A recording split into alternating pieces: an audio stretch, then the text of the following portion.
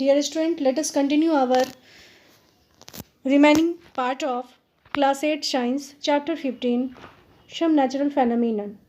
Discharging and earthing. When a charged object loses its charges, it is said to be discharged. When a charged object transfers its charges to the earth, it is called earthing. Generally, every building is provided with earthing to protect it from electrical shocks due to leakage of electric current. A story of lightning. During a thunderstorm, the hot air moves upwards while the raindrops fall downwards. This leads to a separation of charges in the atmosphere.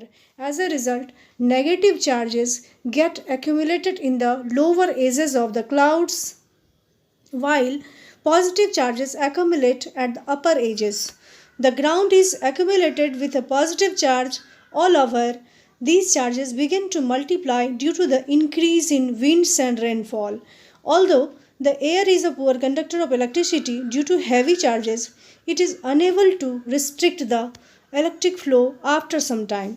The negative charges and positive charges meet which results in the production of electric sparks in the form of a streak of light accompanied by sound. The streak is called lightning and the whole phenomenon is called electric discharge. This electric discharge can occur between two or more clouds. Why does lightning strike tall buildings easily? We know that lightning occurs as a streak of charges that fall towards the ground. Tall buildings and tall trees can easily conduct the charge towards the ground. The air gap between these buildings and lightning is short, hence they are more susceptible to lightning. That does not mean that short objects would not be affected by lightning. Lightning safety. One should not stay at an open place during lightning and thunderstorm.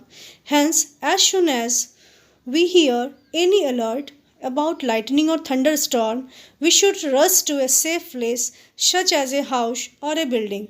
If somebody is there in a car or bus, they should stay inside and keep all the doors and windows closed.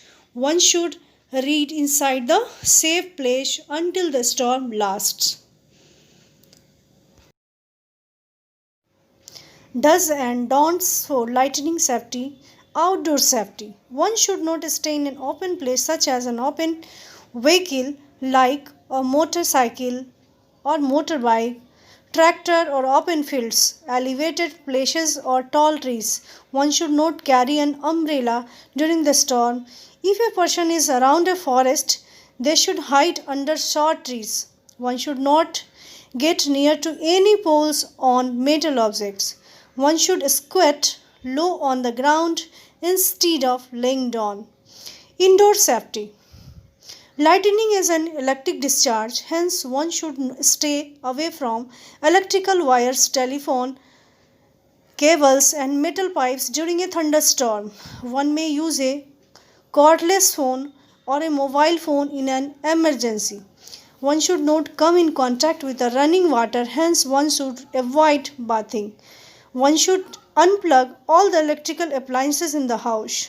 For example, TV, computers or music systems. Electrical lights do not cause any harm and hence can be kept on.